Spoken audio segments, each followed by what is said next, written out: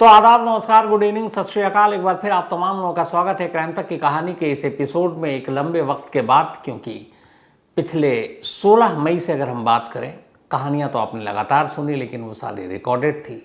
और मैंने आपको बताया था जाने से पहले भी कि अगले 20-25 दिनों तक कहानियाँ रिकॉर्डेड ही होंगी, क्योंकि मैं छुट्टी पर था और इंडिया में भी नहीं था, यूएस गया हुआ था। लेकिन कहानी एब्सेंट ना हो इसलिए मैंने वो सारी रिकॉर्ड की थी। शायद बहुत सारे हमारे क्राइम तक फैमिली मेम्बर को इसकी जानकारी नहीं थी। उनके लगातार मेल पड़ रहा था कि देश में बड़ी बड़ी खबरें हो रही हैं, यहाँ चुनाव भी, रिजल्ट भी आ गया, नई सरकार ने शपथ ले ली, आप इन सब की जानकारी नहीं दे रहे हैं, कुछ और क्राइम हुए उसकी जानकारी नहीं दे रहे हैं। तो जैसा कि आपको पता है कि मैं था नहीं, सारी कहानी रिकॉर्डेड थी। तो करीब 25 दिन की छुट्टी पहली बार अपने पूरे करियर में, लाइफ में पहली बार ली थी मैंने, प्रोफेशनल करियर में। अच्छा लगा, मज़ा आया, और ख़ास तौर पर इसलिए भी कि इस दौरान मुझे मैच देखने का मौका मिला, वर्ल्ड T20। और क्या मैच थे, चाहे आयरलैंड का मैच हो, चाहे इंडिया पाकिस्तान का मैच हो, या फिर यूएस पाकिस्तान का जो मैच हुआ वो भी जिस तरीके से यूएस ने हरा दिया। तो न्यूयॉर्क में मैच देखने का मौका मिला, एक नया एक्सपीरियंस भी हुआ, वहाँ के स्टेडियम, वहाँ के एक नए माहौल में। और बाकी अमेरिका, चाहे कैलिफोर्निया हो, लॉस एंजलिस हो, वेगस हो, बर्नार्डिनो हो, न्यूयॉर्क हो, न्यू जर्सी हो। तो आने वाले दिनों में इस अमेरिकी दौरे के बारे में मेरा जो अपनी सोच, अपना तजुर्बा है वो ज़रूर आपके साथ शेयर करूँगा। क्राइम तक फैमिली के मेंबर बड़ी तादाद में मुझे हर जगह मिले और बड़ा अच्छा लगा इतनी दूर जाने के बाद। वहाँ जब आप अपनी फैमिली के मेंबर मिलते हैं, बहुत सारे लोगों से मुलाकात की और बहुत सारे लोग जिनसे बात हुई, मेल हुआ, मैसेज पे भी बात हुई और नहीं मिल पाया, तो उनसे दिल से माफ़ी मांगता हूँ, इसलिए कि वक्त बड़ा कम था और ट्रैवल बहुत ज़्यादा कर रहा था। तो फिर कभी मुलाकात होगी। तो अमेरिकी दौरे के बारे में और वहाँ क्राइम तक फैमिली मेम्बर के बारे में डिटेल में आपको, अब चूँकि लौट आया हूँ तो बारी बारी से बताऊँगा। वहाँ की चीज़ें, वहाँ जो कुछ मैंने देखा, सोचा, समझा, वो आपसे शेयर करूँगा। लेकिन आज की कहानी भी इसी अमेरिकी दौरे से जुड़ी हुई कहानी है, इसलिए कि मुझे भी शायद पता तो था लेकिन इतनी गहराई में तब गया नहीं था। क्या हुआ कि जब मैं लॉस एंजलिस पहुंचा तो वहाँ दो हमारे बड़े ख़ास लोग, एक संजीव भाई और एक उनकी वाइफ, हमारी बहन सीमा जी। तो संजीव जी और सीमा जी, इन्हीं के साथ था मैं। और फिर इन्होंने लास वेगस का प्रोग्राम बना रखा था। तो ये हुआ कि वेगस जाना है, इन्होंने 4 दिन की बुकिंग भी करा रखी थी। अब मैं ये सोच रहा था कि वेगस में 4 दिन हम करेंगे क्या, क्योंकि वेगस एक तरह से कैसीनो और बाकी इन्हीं चीज़ों के लिए मशहूर था और है। लेकिन वहाँ क्या करेंगे, क्योंकि वेगस का मौसम भी थोड़ा अजीब था, मतलब वहाँ गर्मी ज़्यादा है, आसपास रेगिस्तानी इलाका है।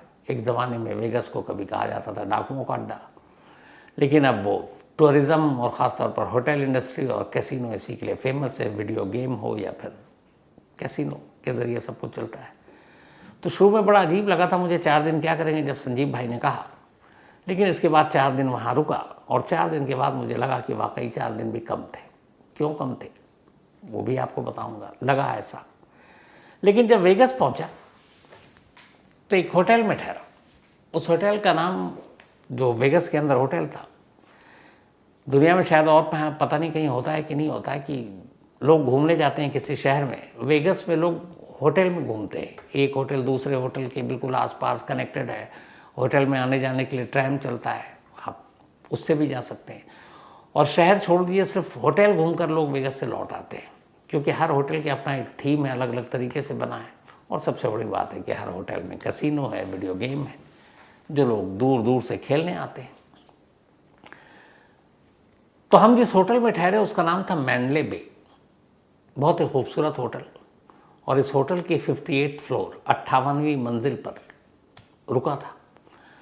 अब ऊंचाई काफ़ी ज़्यादा थी और इत्तेफाक से हमारे रूम के बिल्कुल बराबर में नीचे एयरपोर्ट। तो शायद 4 दिनों में मैंने जितने प्लेन को टेक ऑफ और लैंड करते हुए देखा, अपनी ज़िंदगी में नहीं देखा होगा। तो पहले दिन तो उस होटल में रुका। उसके बाद अचानक मुझे संजीव भाई ने बताया कि इस होटल के बारे में आपको मालूम है कि यहाँ क्या हुआ था। मैंने कहा नहीं। फिर जैसे ही उन्होंने कहानी सुनाई तो मैं 7 साल पहले लौटा और मैंने कहा हाँ ये तो मैंने पढ़ा था और देखा भी था टीवी पर।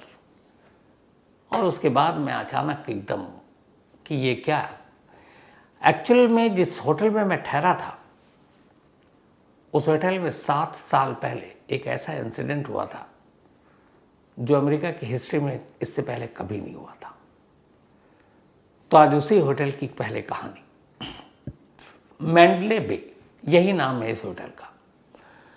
इस होटल में करीब 4000 कमरे, 4000 रूम्स। अब अगर एवरेज एक रूम में 3 लोग भी ठहरते हैं तो लगभग 12000, किसी में 4-5 भी होंगे या 2 होंगे तो 10, मतलब 10,000 से कम उस होटल में कभी कोई रुकता ही नहीं है। एक पूरे मोहल्ले की आबादी समझ लीजिए आप। और करीब 62 फ्लोर्स हैं इस होटल पे, 62 मंजिल की होटल है। लेकिन इस होटल का 32वां फ्लोर बंद है 2017 से और अभी तक बंद है। और वही आज कहानी है। तो इस होटल में 62 फ्लोर, 4000 कमरे, नीचे वही कैसीनो, वीडियो गेम लोग खेलते हैं। मैंने भी खेला क्योंकि देखना चाहता था ये क्या होता है, लोग क्यों इतना खेलते हैं। और उस पर एक मैंने पढ़ा कहीं लिखा हुआ था कि यहाँ 17% लोग वो होते हैं जो जुआ खेलने के लिए आते हैं या वीडियो गेम खेलने के लिए आते हैं, और अराउंड 70% लोग यहाँ आने के बाद ये खेलने की आदी हो जाते हैं, लत लग जाती है। तो खैर इस होटल का अपना एक्सपीरियंस बाद में, पहले कहानी। 2017 की बात है, 25 सितंबर 2017, 25 सितंबर 2016। 64 साल का एक शख्स जिसका नाम पैडक, वो इस होटल में चेक इन करता है। पैडक इससे पहले भी इस होटल में कई बार रह चुका था, 3 महीने पहले भी वो आया था और अराउंड $38,000 वो यहाँ से हार कर गया था वीडियो गेम और इन चीज़ों में, कैसीनो में। लेकिन वो अक्सर आया करता था, न सिर्फ मैंडले बे बल्कि वहाँ के और भी दूसरे होटल, जैसे एक ब्लाजियो भी होटल है उसमें भी ठहरा था, न्यूयॉर्क होटल है वहाँ भी वो ठहरा। और हर होटल में चूँकि वहाँ कैसीनो है, वेगास, इसी के ऊपर पूरा टूरिज़्म, पूरी इंडस्ट्री चलती है, तो अलग अलग होटलों में ठहरता था। और हमेशा जब भी वो आता वेगास तो करीब $1,00,000 तो उसके पास कैश होते हैं, बाकी कार्ड्स पैसे होते, वो खेलता और चला जाता। 25 दिसंबर 2017 को भी पैडक मैंडले बे में, उसने उससे पहले ही इस होटल में एक रूम बुक करा रखा था। चूँकि वो अक्सर आता था और बड़े बड़े पैसे खेलता था कैसीनो में, तो ऐसे लोग जो ज़्यादा पैसे लगाते हैं, ज़्यादा खेलते हैं, उनके लिए होटल की तरफ से भी बहुत सारी सहूलियत, सुविधा दी जाती है, फैसिलिटी दी जाती है। कई बार इन लोगों को कॉम्प्लीमेंट्री रूम दिया जाता है। तो इस बार जब वो पहुंचा तो पैडक को इस होटल के 32वें फ्लोर पर रूम नंबर 135 ये दिया गया। ये कॉम्प्लीमेंट्री रूम था, इसके कोई चार्जेस नहीं थे। हालांकि ये एक स्वीट था जिसका वैसे किराया करीब $400 के आसपास है। वेगास की एक ख़ास चीज़ ये है कि वहाँ पे जितने भी होटल हैं उनका किराया बहुत ज़्यादा नहीं होता है, आम अगर शहरों के बात करें न्यूयॉर्क या LA के मुकाबले। तो मुझे संजीव भाई ने ये बताया कि इसकी वजह है बिजनेस मॉडल उनका। होटल के रूम इसलिए सस्ता रखते हैं कि लोग आएंगे, सस्ता है तो ज़्यादा आएंगे और फिर कैसीनो जाएंगे। तो होटल के रूम को सस्ता रखकर बाकी की कमाई कैसीनो से आसानी से हो जाती है। यही सोचकर रूम के किराया ज़्यादा रखे नहीं गए। तो मैं भी जिसमें गया था अराउंड उसका शायद $100 पर नाइट था। तो अगर आप बाकी न्यूयॉर्क दूसरे सिटी के मुकाबले देखें तो ये सस्ता था, लेकिन होटल आलीशान है क्योंकि बाकी कैसीनो से वो अपना वसूल लेते हैं। तो पैडक को 32वें फ्लोर पर रूम नंबर 135 दिया गया। ये एक स्वीट था और उसको फ्री कॉम्प्लीमेंट्री। वो आया और उसके बाद वो दोपहर तक अपने रूम में रहता, फिर दोपहर के बाद से वो देर रात तक कैसीनो में बैठा रहता। इस रूम में आने के 2 दिन के बाद पैडक ने फिर से एक और रूम लिया इसी 32वें फ्लोर पर। इस बार उसको रूम नंबर दिया गया 134, ये भी कॉम्प्लीमेंट्री और एक स्वीट। 2 रूम अब उसके पास। होटल के स्टाफ से ये बहुत कम बात करता, सिर्फ 10 बार इसने टोटल बात की थी अगले 7 दिन तक इसने जब ये होटल में रहा था। कुछ स्टाफ से इसने दोस्ती कर ली और जो सर्विस लिफ्ट है उस सर्विस लिफ्ट से अब आने के बाद 25 सितंबर को इसने चेक इन किया था। 27 सितंबर को इसने दूसरा रूम लिया 135। अब इसके पास 32वें फ्लोर पर 134 और 135 नंबर कमरा था। 26 सितंबर से अब इसने सर्विस लिफ्ट से कुछ इसके बैग होटल में आने लगे और इसके रूम में 25 ये जब होटल में आया तो सबसे पहले इसके एक साथ एक ही दिन सर्विस लिफ्ट से 7 बैग आए। अब चूंकि जो रूम में लोग ठहरते हैं गेस्ट, उनके सामान होते हैं बैग में, कपड़े वपड़े, तो कोई चेक तो करता नहीं है। तो 7 बैग पहले आए, उसके बाद फिर इसने 2 बैग अगले दिन मंगाया, फिर 6 बैग एक दिन और मंगाया और इसके बाद 2 बैग फिर एक दिन मंगाया। कुल मिलाकर इसके पास करीब 17 बैग थे, 17 या 18 बैग 2 रूम में। अभी उस रूम में रहता, दोपहर के बाद जाता नीचे कैसीनो में गेम खेलता और फिर ऊपर आ जाता। इसी दौरान में उस वक्त वेगस में हर वक्त कुछ ना कुछ वहाँ चलता रहता है। एक म्यूज़िक कंसर्ट था वहाँ पर और उसमें बड़े लोग आते थे और उसका क्लोजिंग सेरेमनी था और उस क्लोजिंग सेरेमनी में करीब 22,000 लोग पहुँचे हुए थे। अब ये बात है 1 अक्टूबर 2017, 1 अक्टूबर 2017। म्यूजिक कंसर्ट चालू था, 22,000 लोग मौजूद थे। अचानक जहां पर 22,000 लोग थे, इसी मैंडले बे होटल के 32वें फ्लोर से अचानक गोलियां चलने की आवाज़ सुनाई देती है। पहले 1-2 यूं ही फायर होता है, फिर एकदम अचानक ऑटोमेटिक राइफल से एक साथ बस्ट, यानी एक बार में 5-5, 6-6, 10-10 फायर हो रही है।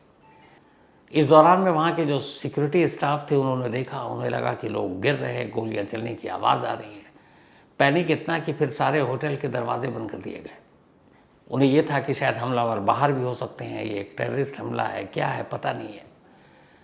तो अब जो लोग बाहर की तरफ भाग रहे हैं वो भी फंस गए और इधर गोलियां लगातार चलती रहीं। 10:05 रात का वक्त था जब गोलियां चलनी शुरू हुई और 10:15 अगले 10 मिनट तक लगातार गोलियां चलती रही। एक अकेले शख्स ने 1000 राउंड गोलियां चलाई और 60 लोगों को मारा। और यहीं पे याद आया कि ये जो हथियार है उसने कैसे हथियार जमा किए थे। आनंद पाल सिंह, एक गैंगस्टर और रॉबिन हुड, ये कहानी है कुकू एफएम के ऑडियो लर्निंग प्लेटफॉर्म पर, जिसे आप सुन सकते हैं। इसलिए कि आनंद पाल सिंह भी वो गैंगस्टर है जिसे हथियारों का बड़ा शौक था और फिर कैसे उसका एनकाउंटर होता है। पर एक दूसरा पहलू भी है कि लोग उसे रॉबिन हुड भी कहते हैं। तो कुकू एफएम के ऑडियो लर्निंग प्लेटफॉर्म पर कहानी है आनंद पाल सिंह, गैंगस्टर और रॉबिन हुड। ये जरूर सुनिएगा। कुकू एफएम एक बेहद तेजी से बढ़ता हुआ ऑडियो लर्निंग ऐप है और लाखों लोग इसको सुन रहे हैं और इससे कुछ ना कुछ नया सीख रहे हैं, आगे बढ़ रहे हैं। अगर आपने अब तक कुकू एफएम की ऑडियो बुक नहीं सुनी है तो अब आपके लिए कुकू एफएम ने 7 दिन का फ्री ट्रायल शुरू किया है। इन 7 दिनों के दौरान आप पूरे प्लेटफॉर्म पर कोई भी शो सुन सकते हैं, जिसमें 5000 शो शामिल हैं, बल्कि 5000 से ज़्यादा हैं, बिल्कुल मुफ्त। ऑफर बहुत तगड़ी है, तो अपने दोस्तों को और फैमिली मेम्बर्स को भी ये ज़रूर बताना। जब गोलियों का शोर थमा तो इस होटल के अंदर 60 लाख, बल्कि 60 लोग, माफ कीजिए, कुल 60 लोगों की मौत हो चुकी थी और करीब 900 ऐसे लोग थे जो गोलियों के छर्रे से या भगदड़ में एक दूसरे के गिरने से घायल हो चुके थे। अब इतनी देर में सिक्योरिटी स्टाफ सारे अलर्ट हुए। गोलियां जिस तरीके से चल रही थी, लोग जिस तरीके से गिर रहे थे, पूरा अफरी तफरी का माहौल, हज़ारों की भीड़, 22,000 लोग तो म्यूज़िक कंसर्ट में, इसके अलावा कैसीनो में कई 100 लोग, होटल में अलग अलग और गेस्ट, 4000 कमरे हैं, उसमें भी बहुत सारे गेस्ट। तो फौरन 32वें फ्लोर की तरफ लोग भागे, सिक्योरिटी गार्ड भागे। उन्होंने हर तरफ देखा, तभी उन्हें लगा कि एक रूम ऐसा है जिस रूम का दरवाज़ा खुला हुआ है और वहाँ कुछ ऐसे सेंसर और बाकी चीज़ें लगी थी कि रूम का दरवाज़ा ज़्यादा देर तक खुला हो तो स्टाफ को पता चलता है। और इत्तेफाक से कुछ लोगों ने देखा था कि जहाँ पे कंसर्ट में गोलियाँ चल रही उसका डायरेक्शन क्या है। तो सिक्योरिटी स्टाफ जब पहुंचे 32वें फ्लोर पे तो उन्होंने देखा कि रूम नंबर 135 का दरवाज़ा खुला है। बड़े संभल कर उन लोगों ने जब अंदर दाखिल होने की कोशिश की तभी उन्हें फिर से गोली चलने की आवाज़ आई। इसके कुछ देर के बाद security staff room number 135 32nd floor पे दाखिल होता है तो वहाँ एक शख्स खून से लथपथ लहूलुहान पड़ा हुआ था। थोड़ी देर के बाद पता चला कि शख्स कोई और नहीं, इस होटल में रुका हुआ एक गेस्ट पैडक है, 64 साल जिसकी उम्र है। और अब जब पुलिस ने देखा तो पहले तो कुछ समझ में नहीं आया। खैर, इसके बाद उसके कमरे की जब तलाशी ली गई तो सिक्योरिटी स्टाफ जितने भी थे सब उनकी मतलब एक तरह से हवा खराब। उस कमरे में 15-17 बैग के अंदर 15 अलग अलग तरीके के हथियार, राइफल से लेके पिस्टल से लेकर, और अभी भी अनयूज्ड जो गोलियां, मैगजीन बैग में भरे पड़े में। ऐसा लगता था जैसे मानो कोई शख्स पूरे शहर को मौत के घाट उतारने आया, इतने हथियार थे। खैर, इसके बाद घायलों को अस्पताल ले जाया गया। गिनती हुई 60 लोगों की मौत हो चुकी थी। 59 उस वक्त हुई थी, एक को गोली लगी थी, वो सीरियस कोमा में। कुछ वक्त के बाद उनकी मौत हुई तो कुल 60 कैजुअलिटी हुई, 60 लोगों की मौत हुई और 900 लोग घायल हुए थे। अमेरिका के इतिहास में इससे बड़ा शूट आउट कभी नहीं हुआ। तो पहले लगा कि इसके पीछे पता नहीं किसकी साजिश है, FBI को भी मामले की जांच सौंपी गई, लेकिन फिर सारी चीज़ें आकर छानबीन के बाद मिस्टर पैडक पर ही रुक गई कि एक अकेले शख्स ने किया था, ना इसके पीछे कोई टेरर एंगल था ना कुछ और। जब छानबीन की गई तो पता चला कि जो पैडक है वो वेगस से करीब 100 मील दूर का रहने वाला रिटायर्ड पोस्टल सर्विस जो पोस्टल सर्विस डिपार्टमेंट है उसमें काम करता था। उससे रिटायर हुआ, उसके बाद उसने रियल एस्टेट का बिजनेस शुरू किया।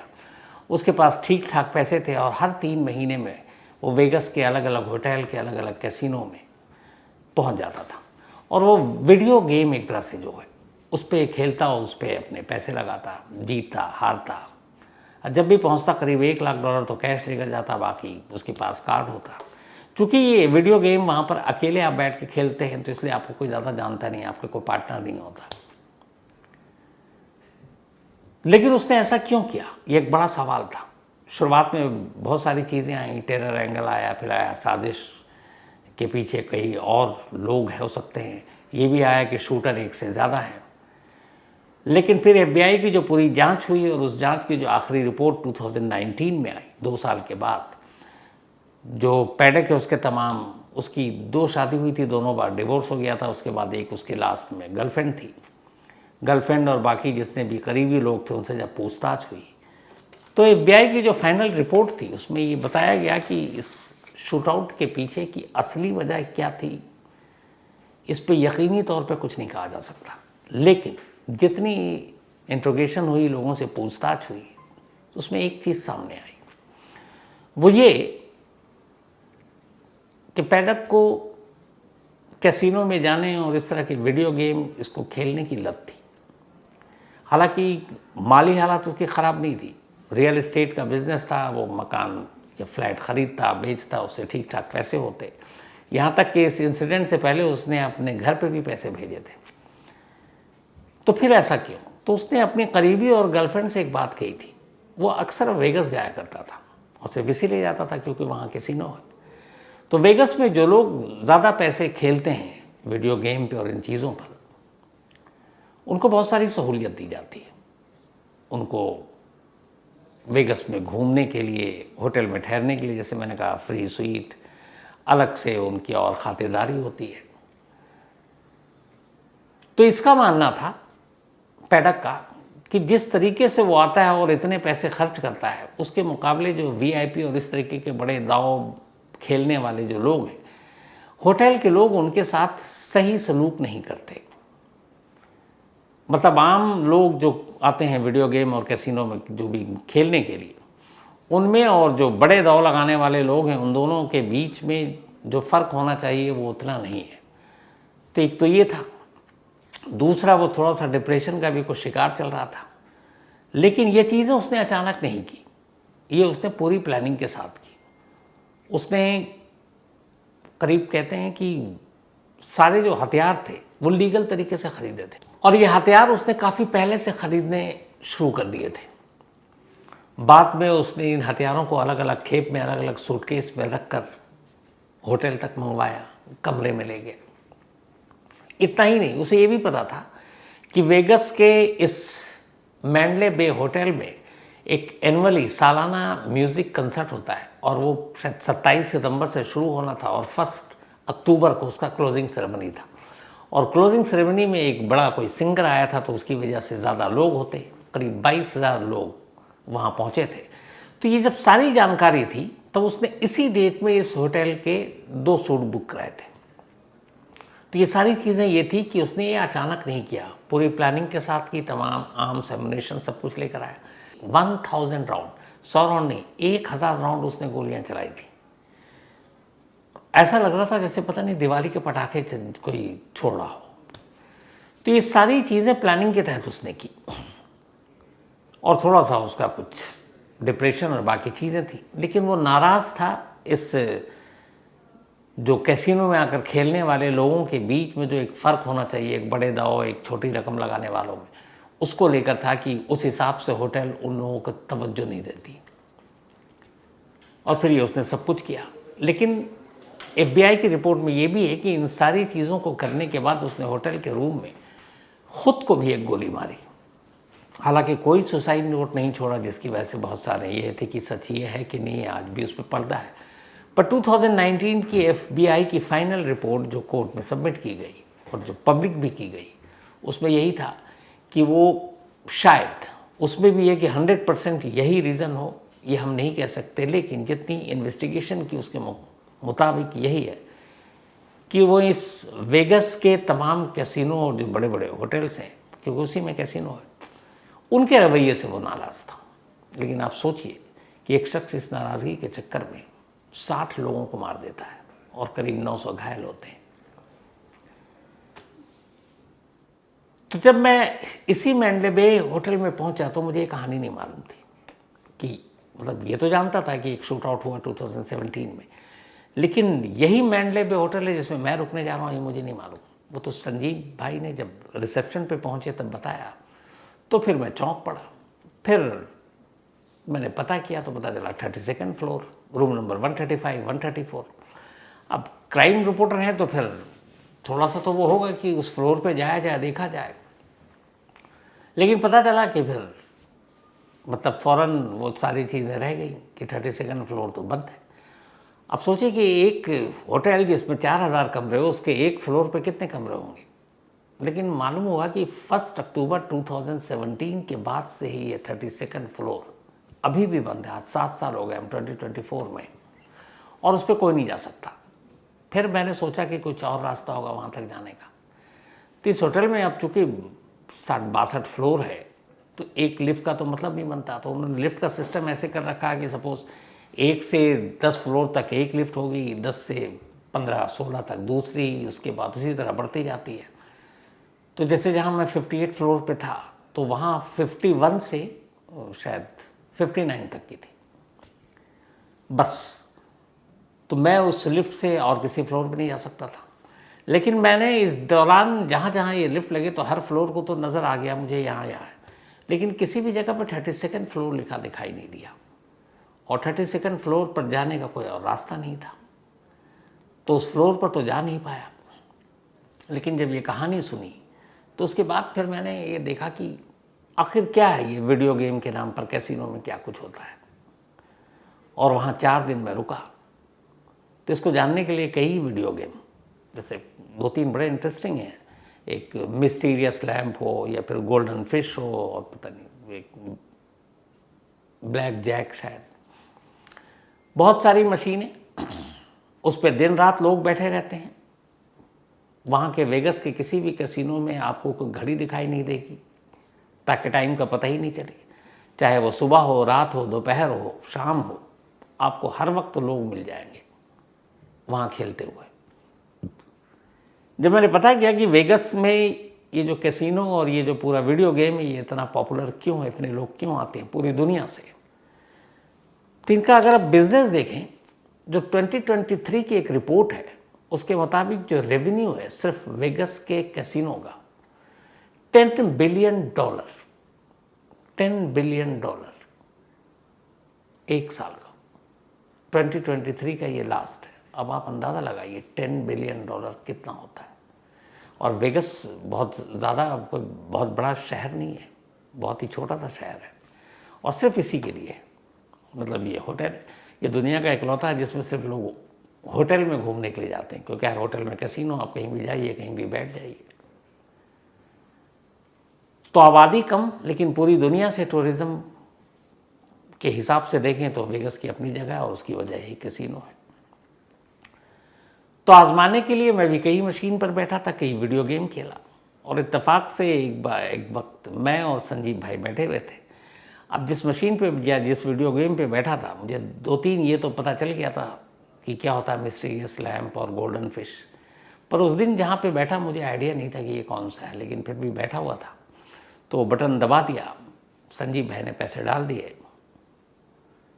उसके बाद अचानक पता नहीं क्या तुक्का था, $858 वो निकल आया।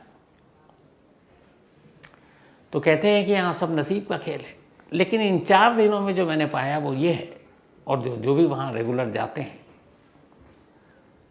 उनका ये है कि ये जो सारा गेम होता है ये जाहिर सी बात है इंस्टॉल है, इन सब की एक प्रोग्रामिंग हुई भी है।